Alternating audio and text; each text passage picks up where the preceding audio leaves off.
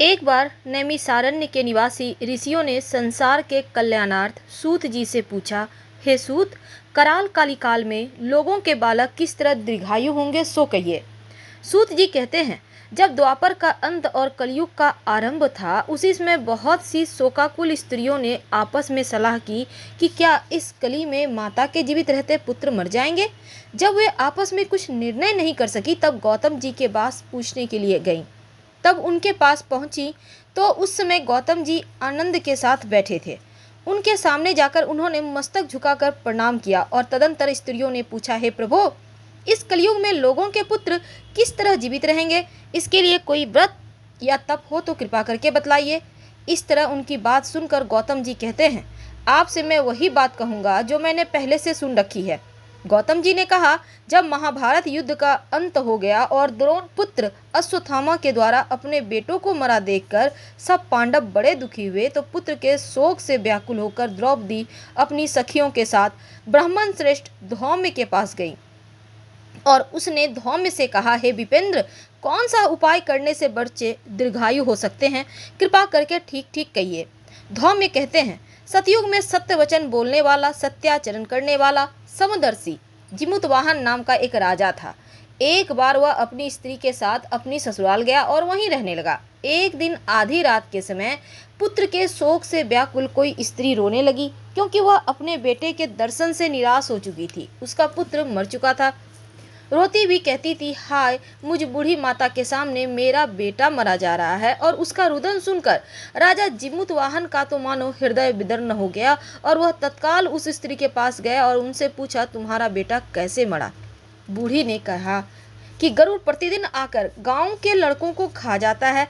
इस पर दयालु राजा ने कहा, माता, अब तुम रो मत, आनंद से बैठो, मैं तुम्हारे बच्चे को बचाने का यत्न करता हूँ। ऐसा कहकर राजा उस स्थान पर गया जहाँ गरुड़ आकर प्रतिदिन मांस खाया करता था। उसी समय गरुड़ भी उन पर टूट पड़ा और राजा के शरीर का मांस खाने लगा। जब अतिशय तेजस्वी गरुड़ ने राजा का बायां अंग खा लिया, तो झटपट राजा ने अपना दाहिना अंग फेर कर गरुड़ जी के सामने कर दिया। यह देखकर गरुड़ जी ने कहा, देव योनियों में तुम कौन हो? तुम मनुष्य तो नहीं जान पड़ते। अच्छा, अपना जन्म और कुल तो बताओ। पीड़ा से व्याकुल मन वाले राजा ने कहा, हे पक्षीराज, इस तरह के प्रश्न करना व्यर्थ है। तुम अपनी इच्छानुसार मेरा मांस खाओ। यह सुनकर गरुड़ रुक गए और बड़े आदर से राजा के जन्म और कुल की बात पूछने लगे। राजा ने कहा, मेरी माता का नाम सैव्या है और मेरे पिता का नाम शालिवाहन है। सूर्यवंश में मेरा जन्म हुआ है और जिमुतवाहन मेरा नाम है। राजा की व्याकुलता देखकर गरुड़ ने कहा, हे महाभाग, तुम्हारे मन में जो अभिलाषा हो वह वर मांगो। राजा ने कहा, हे पक्षीराज, यदि आप मुझे वर दे रहे हैं तो वर दीजिए कि आपने अभी तक जिन प्राणियों को खाया है वे सब जीवित हो जाएं।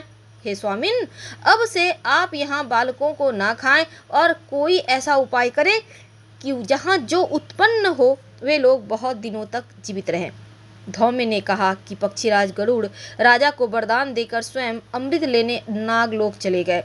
वहां से अमृत लाकर उन्होंने मरे मनुष्यों की हड्डियों पर बरसाया। ऐसा करते ही सब लोग जीवित हो गए और जिनको कि पहले गरुड़ ने खाया था।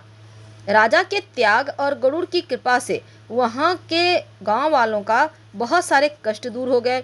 उस समय राजा के शरीर की शोभा दुगुनी हो गई और राजा की दयालुता देखकर गरुड़ ने फिर कहा, मैं संसार के कल्याण के लिए एक और वरदान दूंगा।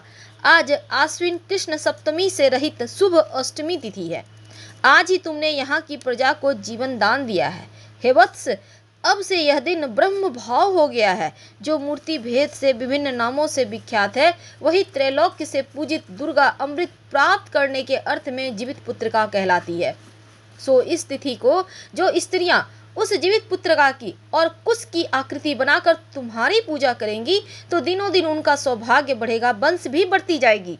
हे महाभाग, इस विषय में विचार करने की आवश्यकता नहीं है।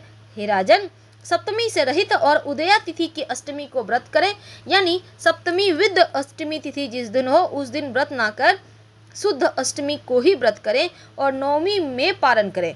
यदि इस पर ध्यान न दिया गया तो फल नष्ट हो जाएगा और सौभाग्य तो अवश्य नष्ट होगा। तो जिमुतवाहन को इस तरह का वरदान देकर गरुड़ वैकुंठ धाम को चले गए।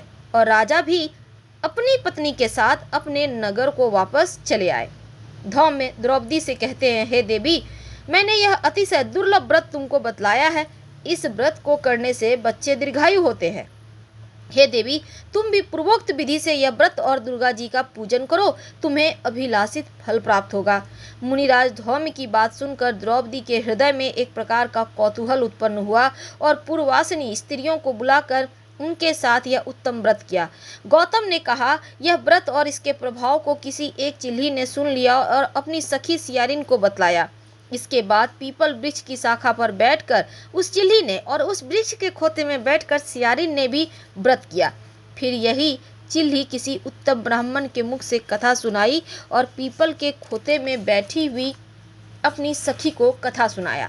सियारिन ने आधी कथा सुनी थी कि उसे भूख लग गई और वह उसी समय सबसे भरे हुए श्मशान में जा पहुंची।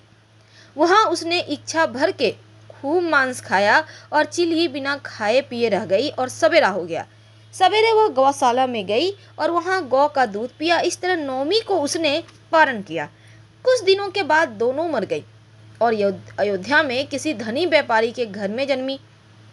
संयोग से दोनों का जन्म एक ही घर में हुआ और जिसमें सियारिन ज्येष्ठ हुई और चिल्ली छोटी। वे दोनों सभी शुभ लक्षणों से युक्त थी, इसीलिए बड़ी लड़की काशीराज के यहाँ और छोटी उसके मंत्री के साथ विवाह अग्नि के सामने विधि पूर्वक ब्याही गई।